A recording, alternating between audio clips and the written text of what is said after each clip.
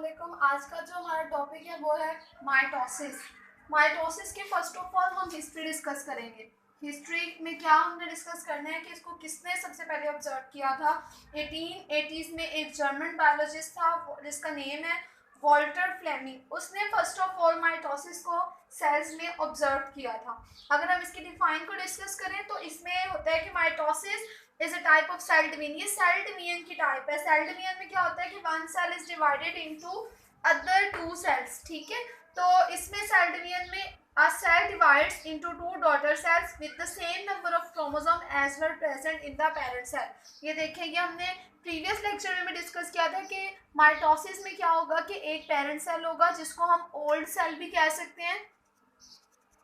ये डिवाइड होगा into the two daughter cell. जो न्यू सेल बनेंगे उनको हम क्या कहेंगे, डॉटर सेल्स कहेंगे। और याद रखिए जो माइटोसिस होती है ये हमेशा सोमैटिक सेल्स में होती है। सोमैटिक सेल्स कौन से होते हैं, जो हमारी बॉडी के सेल्स होते हैं, यानी कि वो सेल्स जो हमारी स्किन में प्रेजेंट है, हमारे ब्रेन में प्रेजेंट है। और ये सारे सेल्स क्या कहलाते हैं, ये हमारे बॉडी सेल्स कहलाते हैं। लाइक एपिथेलियल सेल, अगर हम इसकी एग्जांपल में लिखें तो एपिथेलियल सेल्स भी लिख सकते हैं।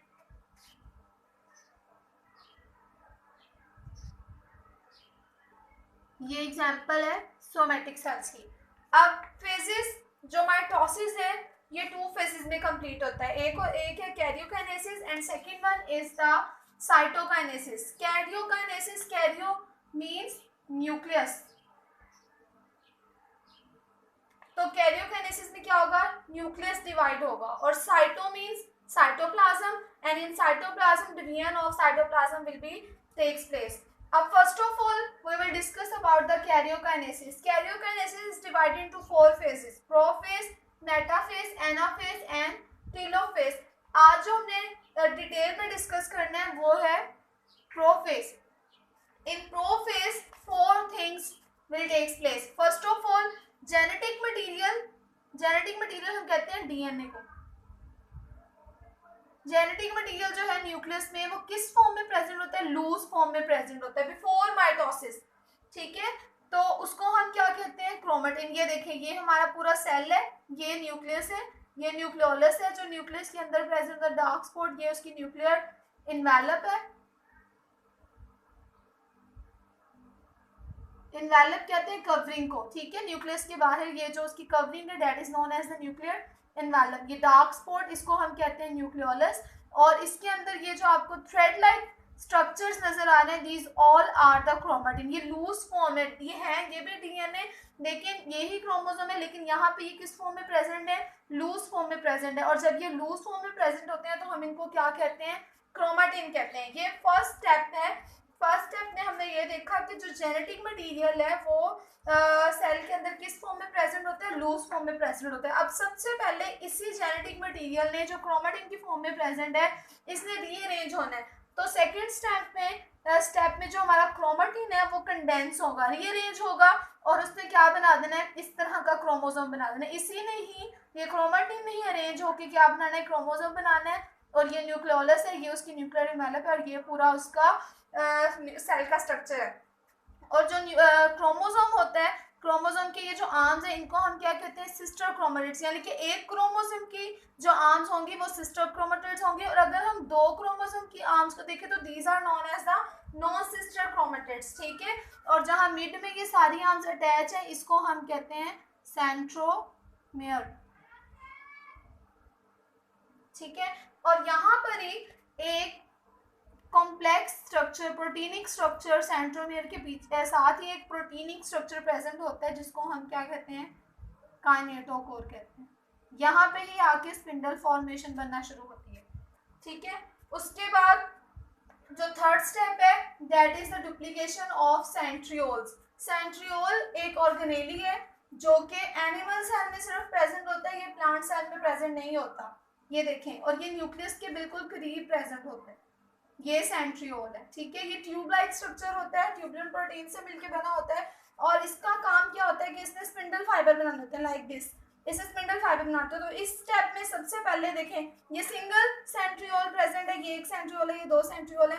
तो टू सेंट्रियोल्स प्रेजेंट होते हैं और हर सेंट्रियोल की क्या हो जाएगी, डुप्लीकेशन हो जाएगी। तो ये भी एक सेंट्रियोल कितने सेंट्रियोल्स में कन्वर्ट हो जाएगा, it will be converted into 2 centrioles and this one also is converted into 2 centrioles. तो अब हमारे पास टोटल कितने सेंट्रियोल्स हो गए, 4 सेंट्रियोल्स हो गए। एक तो इसमें डुप्लीकेशन हो रही है, सेकंड थिंग जो इसमें होनी है वो ये है कि दो जो टू सेंट्रियोल्स हैं वो दोनों ऑपोजिट पोल पर माइग्रेट कर जाएंगे। ये देखें, ये दोनों यहाँ पे कलेक्टिवली प्रेजेंट है, लेकिन यहाँ आफ्टर डुप्लीकेशन ये 2 सेंट्रियोल इस पोल पे आ गए हैं और ये वाले 2 सेंट्रियोल्स इस पोल पे आ गए हैं। जो सेंट्रियोल होते हैं these are composed of tubulin protein. ये आपने 4th चैप्टर में पढ़ा था कि जो सेंट्रियोल होते हैं वो ट्यूबुलिन प्रोटीन से बने होते हैं और ये इस तरह के ट्यूब लाइक स्ट्रक्चर्स होते हैं, ठीक है।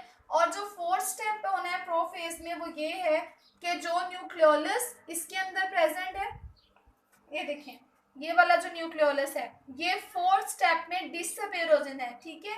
और जो ये न्यूक्लियर एनवेलप प्रेजेंट है ये भी यहाँ पे क्या हो जाएगी, डिसअपीयर हो जाएगी। तो देखिए यहाँ पे ये हमारा पूरा सेल है, यहाँ पे आपको न्यूक्लियोलस डिसअपीयर नजर आ रहा है, न्यूक्लियर एनवेलप भी डिसअपीयर नजर आ रही है। और जो तीसरी चीज में ये होनी है वो ये है कि ये जो सेंट्रियोल्स थे इन्होंने ये थ्रेड लाइक स्ट्रक्चर्स बनाना शुरू कर दिए हैं जिनको हम क्या कहते हैं, स्पिंडल फाइबर्स कहते हैं। तो न्यूक्लियोलस और nuclear envelope disappear and spindle fibres are formed. और स्पिंडल फाइबर बनाने का जो फंक्शन है वो कौन परफॉर्म कर रहा होता है, यही सेंट्रियोल्स परफॉर्म कर रहे होते हैं, ठीक है। ये सारा जो अभी तक हमने पढ़ा ये सारे स्टेप्स एनिमल्स में होते हैं, प्लांट्स में भी एज इट इज ऐसे ही स्टेप होते हैं। थोड़ा सा डिफरेंस ये है कि प्लांट्स में ये सेंट्रियोल्स जो हैं ये एब्सेंट होते हैं, प्लांट्स में ये सेंट्रियोल प्रेजेंट नहीं होते। इसलिए प्लांट सेल्स में जो स्पिंडल फाइबर है वो कैसे बनते हैं, वो ट्यूबुलिन प्रोटीन जब एग्रीगेट करती है तो फिर उसकी एग्रीगेशन से जो है वो स्पिंडल फाइबर बनते हैं, ठीक है। एनिमल सेल में स्पिंडल फाइबर कौन बनाता है, सेंट्रियोल्स बनाता है, जबकि प्लांट सेल में centrioles are absent, so that's why tubulin protein will aggregate and it will form the spindle fibres which are the thread like structure, या वो हम ट्यूब लाइक स्ट्रक्चर्स भी इसको कह सकते हैं। अब देखिए इससे रिलेटेड, इस टॉपिक से रिलेटेड जितने शॉर्ट क्वेश्चंस थे वो मैंने यहाँ पे राइट कर दिए हैं। कि फर्स्ट ऑफ ऑल क्वेश्चन है कि डिफाइन क्रोमेटिन। क्रोमेटिन क्या होता है, क्रोमेटिन क्या है, लूज फॉर्म ऑफ डीएनए, ठीक है। माइटोसिस क्या, सेकंड क्वेश्चन है कि स्पिंडल फाइबर क्या होता है, सॉरी माइटोटिक स्पिंडल क्या होता है। तो ये complete set of spindle fibre, यानी कि ये जो ट्यूब लाइक स्ट्रक्चर या थ्रेड लाइक स्ट्रक्चर बने हैं इसका कंप्लीट सेट जो है स्पिंडल फाइबर का उसको हम माइटोटिक स्पिंडल कहते हैं। That second question. Third question is what is mitosis. Mitosis यही है कि mitosis a type of cell division in which one parent cell is divided into 2 daughter cell. और जब आप माइटोसिस को डिस्कस करेंगे आप साथ में इसकी डायग्राम भी ड्रॉ करेंगे। Fourth question is difference between somatic cells and the germline cells.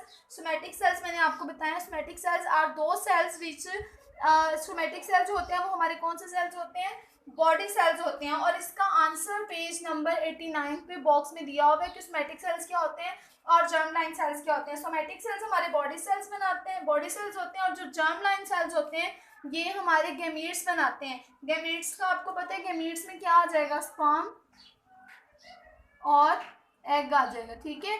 अब जो मेल होंगे उनमें जो है वो जर्मलाइन सेल्स क्या बनाएंगे, स्पर्म्स बनाएंगे, और फीमेल्स में क्या बनाएंगे, एग्स बनाएंगे, ठीक है। तो एग्जाम्पल में याद रखें कि हम एग्जाम्पल में ये लिख सकते हैं, पहले तो हम इन दोनों के डिफाइन लिखेंगे कि सोमैटिक सेल्स क्या होते हैं और जर्मलाइन सेल्स क्या होते हैं। फिर सेकेंड डिफरेंस ये है कि सोमैटिक सेल्स में माइटोसिस होती है और जर्मलाइन सेल्स में मियोसिस होती है। मियोसिस हम नेक्स्ट फर्दर डिटेल में पढ़ेंगे। मियोसिस जो है इसमें, माइटोसिस में तो पेरेंट सेल डिवाइड होता है 2 डॉटर सेल में, जबकि मियोसिस में 1 पेरेंट सेल डिवाइड होता है इनटू 4 डॉटर सेल्स में। और बाद में हम इसकी लास्ट में एग्जांपल राइट करेंगे कि सोमैटिक सेल्स में एपिथेलियल सेल्स भी आ सकते हैं जो कि हमारी स्किन बनाते हैं, और जर्मलाइन सेल्स में कौन से सेल आएंगे, और egg and sperm.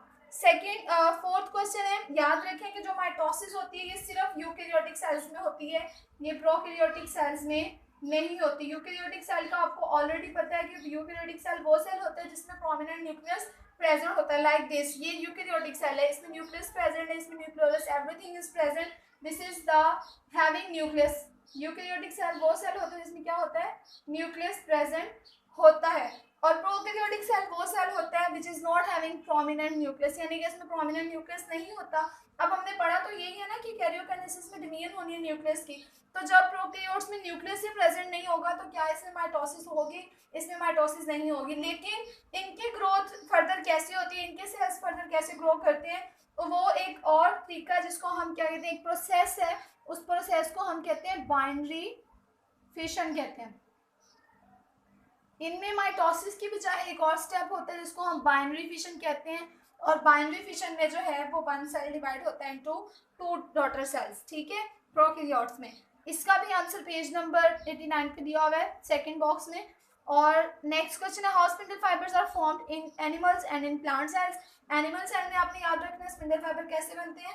Spindle fibre animal cell में सेंट्रियोल से मिलके बनते हैं, ठीक है, जबकि प्लांट सेल में सेंट्रियोल्स एब्सेंट है। और प्लांट सेल में जो है ये कैसे बनेंगे, एग्रीगेशन ऑफ ट्यूबुलिन प्रोटीन से बनेंगे। नेक्स्ट क्वेश्चन है, व्हाट इज काइनेटोकोर। ये मैंने आपको बताया है कि काइनेटोकोर जो है यहाँ पे क्रोमोसोम के सेंट्रोमियर के बिल्कुल साथ प्रेजेंट होता है, कॉम्प्लेक्स प्रोटीन स्ट्रक्चर है, और यहाँ पे आके स्पिंडल फाइबर्स ने अटैच होना होता है। Last question is differentiate between karyokinesis and cytokinesis.